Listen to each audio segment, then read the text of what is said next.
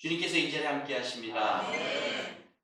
예루살렘을 떠나서 아덴, 고린도, 예베소를 지나 가이사라에 들어간 우리 바울은 다시 가이사라에서 만류하던 이 모든 백성과 예언자들의 말씀을 뿌리치고 성령님의 강권하심을 따라 예루살렘에 올라가서 예루살렘에 있는 거기 있는 백부자들, 거기 있는 민족의 지도자들이라고 하는 그런 제사장들 앞에서 또한 이 바리새인과 사두개인 앞에서 예수님이 구원자라는 것을 담대히 전했습니다. 그랬을 때 그들을 죽이고자 하는 세력들이 나타나기 시작했는데 그들이 바로 시카리 암살단이라고 하는 40명의 암살단입니다. 그들은 만반의 준비를 갖추고 이제 바울을 죽이려고 하는 상태가 23장인데 오늘 중요한 말씀 중에 하나가 바로 그날 밤 주께서 바울 곁에 서서 이르되, 하나님이 임재가 있었다는 거예요? 없었다는 거예요? 있었다는 거죠. 서서 이르되, 주님께서 그 긴박한 상황에도 불구하고 주님께서 바울 곁에 섰다. 엄청난 사건이 아닐 수 없습니다. 담대하라. 내가 예루살렘에서 나의 길을 증언한 것 같이 로마에서도 증언해야 하리라 라는 거예요. 이것은 하나님이 바울을 로마에 보내기까지 어느 누구도 그의 머리털 하나도 상하지 못하게 하시겠다는 의미인 것도 맞고, 또 예루살렘에서 올 때까지의 많은 고난과 핍박과 환난이 있을지라도 그것을 잘 이겨낸 이 사도 바울이 로마까지 갈 때도 똑같은 고통이 있을 것이다 라는 거예요. 이게 같은 거예요. 나중에 설교 중반쯤에 나오는데, 하나님의 이 사명자의 일을 하기 위해서는 환난 속에서 승리하는 자가 하나님 곁에 서는 줄로 믿습니다. 그러나 하나님께서는 중요한 말씀을 우리에게 전하고 있어요. 이사야서 43장 1절 2절 말씀인데 우리에게 얼마나 그거 담대하지 못해요. 야곱아 라고 선포합니다. 너를 창조하신 여호와께서 지금 말씀하시느니라.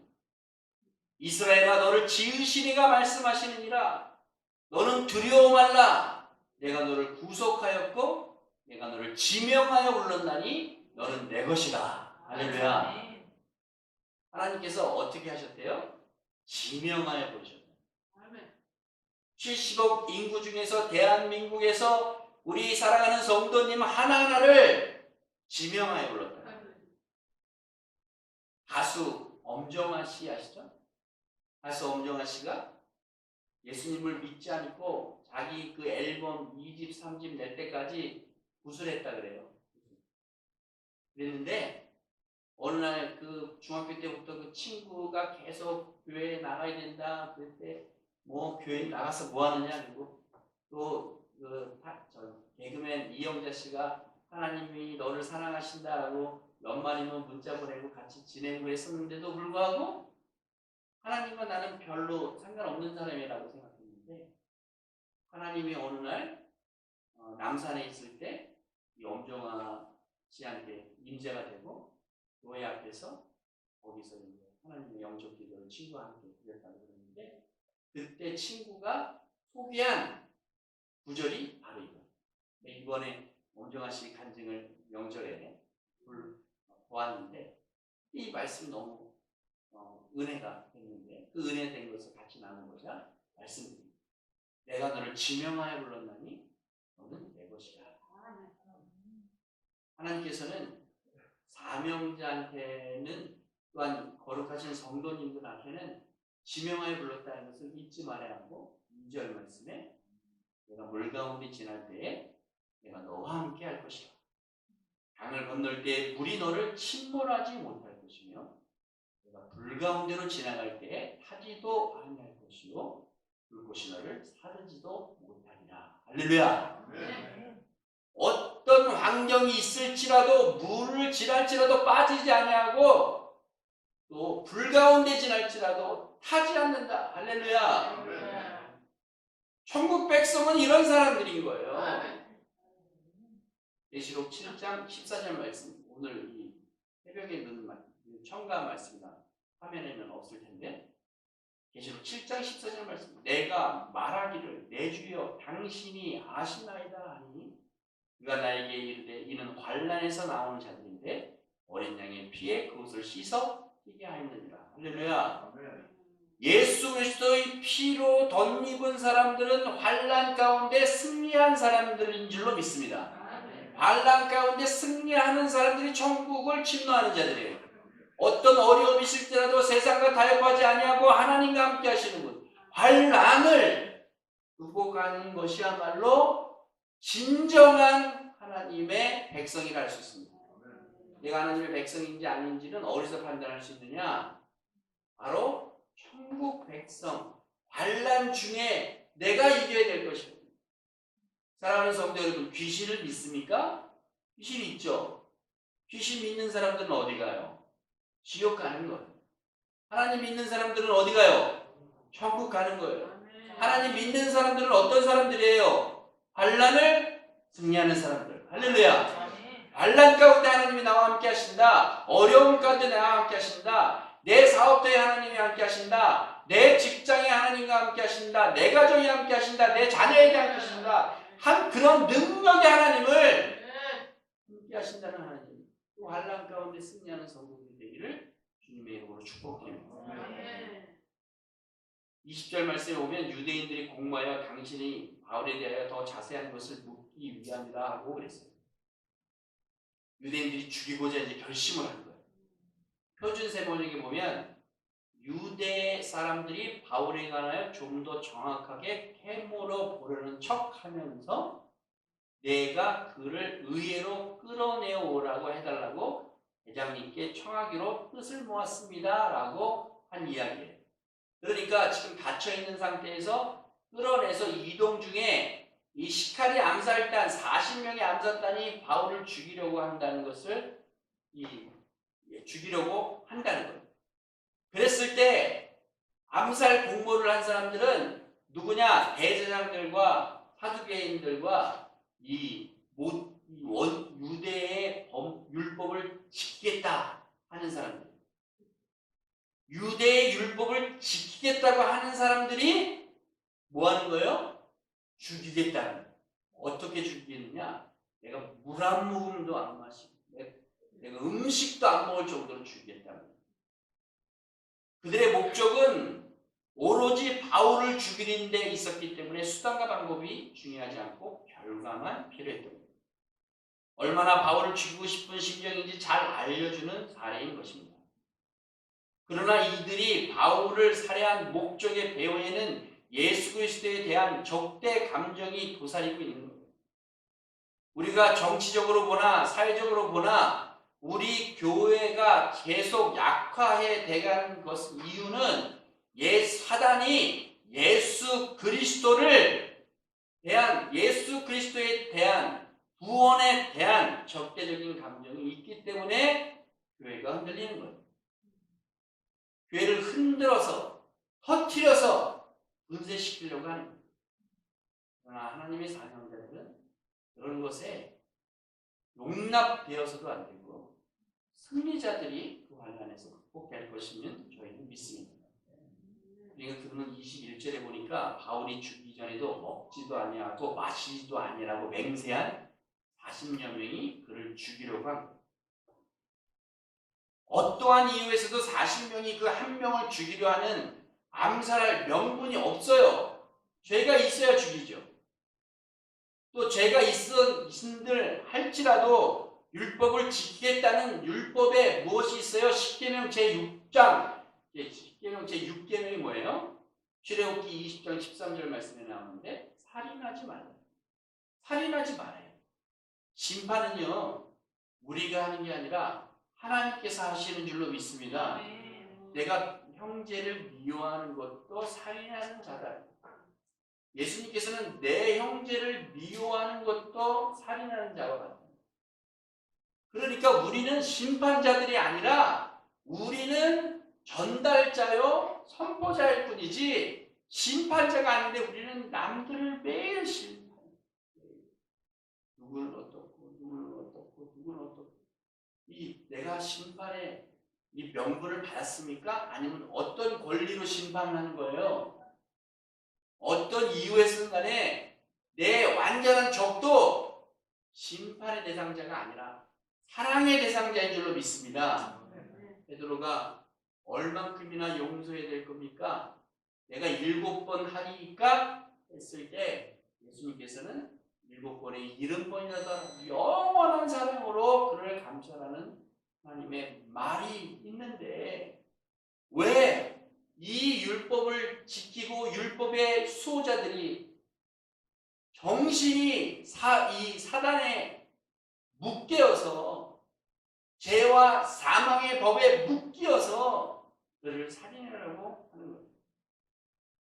그런데 16절에 보니까 바울의 생질이 그들을 매복하여 있다함을 듣고 와서 영문에 들어가 바울에게 고한지라 했어요. 생질은 누이의 자녀를 생질이라고 해요. 그러니까 내가 우리 누나가 있는데 누나의 자녀죠. 근데 정확한 표현을 한다면은 바울이 누나가 있었는지 없었는지 모르겠지만 그때 당시에는 서로의 호칭이 형제요 자매이기 때문에 만약에 알고 있었던 그 자매의 자녀가 와서 얘기를 한 거죠.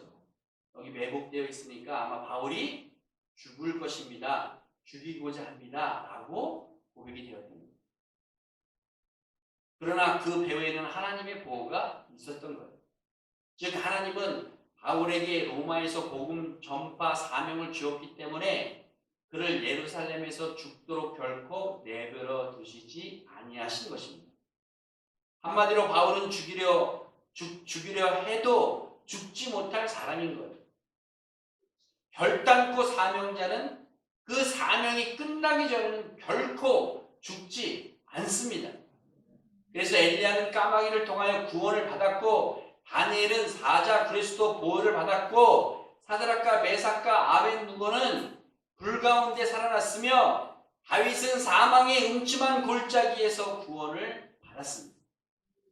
이처럼 하나님께서는 사명과 신앙에 투철한 자를 초자연적인 기적을 행해서라도 반드시 보호해 주시고 책임져 주시는 하나님입니다. 결과적으로 그 소식을 안 백부장은 23절 말씀에 보니까 백부장 둘을 불러 이르되 밤 제3시에 가이사라에 갈 보병이 200명과 마병 70명과 창군 200명을 준비하라고 얘기했습니다.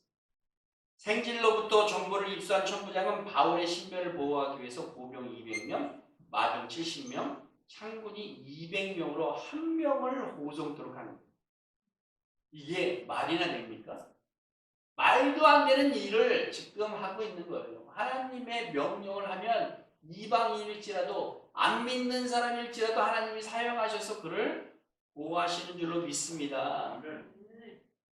그러니까 다니엘이 사제골에 들어갔을 때 그 다음날 아침에 그 왕이 바벨론 왕이 이 사자굴에서 고개를 들어 밀면서까지 내 하나님 여호와가 너를 지키시는 줄 믿으니 다니엘아 나와라. 다니엘이 나온 거예요. 할렐루야. 믿지 아니하는 사람들이 그래서 다니엘을 이 음해한 세력들을 밀어넣자마자 사자들이 어떻게 했어요? 뼈를 부러뜨리면서까지 그를 먹은 사실. 하나님의 방법은 어떻게 상황이 될지 모르는 거예요. 내가 교회를 위해서 하나님 만약에 소원한 자를 내가 교회를 하나 세우고 죽겠습니다. 소원한 사람들은 하나님이 죽기까지 그것을 지키는 또 여러 가지 소원 기도 제목이 마음속에 있는 소원 기도 제목들이 아마 있을 수 있어요. 그 소원을 지키는 그날까지 하나님 나에게 나를 보호하시고 나를 사용하여 주시옵소서 라고 기도가 있어야 될 줄로 믿습니다. 하나님의 방법은 어떻게 우리를 구원할지 몰라요. 저도 몰라요. 저가 내년에 어떻게 될지, 모레가 아니요? 내일이 어떻게 될지, 다음 주가 어떻게 될지 몰라요. 하나님께서 하시고자 한다면 내 명이, 내 목숨이 오늘 저녁에 떠나갈지라도 오늘의 사명을 지켜야 하는 것이 우리 천국 백성인 줄로 믿습니다. 예수님은 임마누엘의 하나님이라 했어요. 예수님께서는 우리에게 임마누엘의 하나님인데 우리에게 좀 거시적 안목으로 본다면 구원자 예수님이라고 할 수 있고, 근시안적 안목으로 본다면 어떻게 할 수 있어요? 나와 함께 하시는 하나님. 할렐루야. 예수님께서는 나와 매일 함께 하시고 매 초, 매 시간, 매분, 매초 나와 함께 하시는 줄로 믿고, 하나님은 나를 보호하신다고 하셨어요. 아까 김영희 임사님이 기도하신 것처럼 주의 날개 아래 나를 보호하신다. 할렐루야. 바로 이런 것이 바로 믿음인 줄로 믿습니다. 이를 몸소 보여주었던 대표적인 한 사람이 존 웨슬리고, 존 웨슬리가 감리교회 창시자고, 감리교회에서 오순절 하러 나와서 오순절파와 성결 신학이 나사렛 성경이 시작된 거예요. 그래서 우리는 웨슬리 신학을 믿는데 무슨 사상을 믿는 게 아니라 성경적인 해석 권고를 믿는다는 거지, 그의 사상을 믿는다는 건 아니에요. 사상은 오직 예수 그리스도의 진리의 복음 안에만 있는 줄로 믿습니다. 그러나 그가 했던 행적을 보면 우리가 배워야 할 것이 너무나 많아요. 그는 예수님을 믿고 회심을 체험한 뒤에 세계는 나의 교구라는 뜻을 품고 일평생 주님과 동행하며 헌신했습니다. 50년간 말을 타고 33만 4천 킬로의 거리를 여행하면서 전도했고, 뿐만 아니라 4만 5천 번의 설교를 했고, 10만여 명의 양자와 500여 명의 순회 설교자도 배출했던 것입니다. 그가 임종을 앞뒀을 때 자신의 삶을 돌아보며 이렇게 고백했다고 합니다. 무엇보다 제일 좋은 것은 하나님이 우리와 함께 하는 것이다. 할렐루야. 하나님이 나와 함께 하신다는 것은 너무너무 행복한 것 같지 않아요? 저는 너무너무 행복해요. 하나님이 나와 함께 하신다는 그 말만 들어도 너무너무 함께 하는 거예요. 왜냐하면 어떤 순간에도 하나님이 나와 함께 하신다는, 얼마나 하나님이 나를 잘 보호하시는지, 나의 여건과 나의 삶을 어떻게 잘 이끌어 나가시는지 몰라요. 예담교회를 뒤돌아보면 제가 이제 6년 차가 됐는데 5년 동안 하나님이 전부 다 이끄시는 줄로 믿습니다. 뭐 부흥도 아니고 뭐도 아니고 한 사람 한 사람을 위해서 기도하고 영혼을 위해서 축복을 기도하고 하면 하나님이 그 사명을 갖고 꾸준히 가는 거예요. 우리 성도님들도 우리 교회에 가장 큰 장점이 있다면 20여 명이 모여서 예배하는데 4명의 중보자들이 모여서 기도하는 교회가 있으면 나오라고 해요. 아멘. 네? 나오라고 해요. 20여 명이 예배 드리는데 사역자가 6명 있는 교회에 나온다고 해요. 자신 있어요. 자신 있어. 그러나 숫자가 중요한 것이 아니라 하나님 보시기에 아름다운 백성이 되기를 주님의 이름으로 축복드립니다. 제가 마지막으로 불렀던 주가 일하시는 찬양을 할 때 제가 이 찬양을 왜 준비했냐면 2018년도에 이 찬양을 부른 청년 때문에 처음 이 곡을 알았어요. 그 청년은 뇌병변 장애를 갖고 있고, 제가 이름을 아침에 좀 검색해 보려고 했더니 제가 2020년에 이 컴퓨터가 망가져갖고 싹 포맷돼서 그 2018년 19년 출석했던 겨자식을 출석했던 그 청년은 이름을 모르는데 아침에 우정 장로님에게 메시지를 보낼까 하다가 그냥 말씀을 전하는데요. 요즘은 개인정보보안법이 있어서 성경을 말씀드리지 않겠습니다. 뇌병변 장애를 가진 청년이 있었는데 전동 휠체어를 타고 우리 이재원 집사님처럼 다리도, 이재원 집사님도 건강한 편이에요. 근데 어머니 없이는 못 다닐 정도로 그런 청년인데 음악 목회학과를 다니고 있어서 졸업한 친구입니다. 그 친구가 이 찬양을 할 때 저는 너무 많이 울었어요. 자기의 꿈은 좋은 성악가가 돼서 내가 육체가 이럴지라도 내가 장애가 있을지라도 하나님께 영광 돌리는 청년이 되겠습니다 라고 고백하고 이 찬양을 부르는데 저는 처음부터 끝까지 찬양이 끝날 때까지 눈물이 멈추지 않아요. 계속 이 청년을 향한 하나님의 보호하심과 역사하심이 얼마나 감사한지 모릅니다. 그 청년뿐만 아니라 지적장애 가진 청년이 피아노를 쳐서 정말 놀라운 이 사회에서 좋은 역할을 감당하다가 이 파이프 오르간을 배워서 또 우리나라에서 아주 유명한 파이프 오르간 연주자가 됐어요. 우리보다 못하다고 한 사람, 우리가 생각할 때 못하다고 생각할 수 있어요. 그러나 하나님 보시기에는 쓰임 받는 사람들이 있는 줄로 믿습니다. 우리 외담교회에 이재원 집사님을 보낸 이유가 분명히 있어요. 할렐루야. 아멘. 각자 하나님이 부르신 이유가 있는 줄로 믿습니다. 아멘. 그때 하나님의 역사하심을 기대합니다. 우리가 지금 실정이 어렵고 반란 중에 있더라도 하나님이 나를 보호하신다. 하나님이 나를 위해서 일하신다. 하나님께 순종하는 성도님들 되시기를 주님의 이름으로 축복드립니다. 아멘.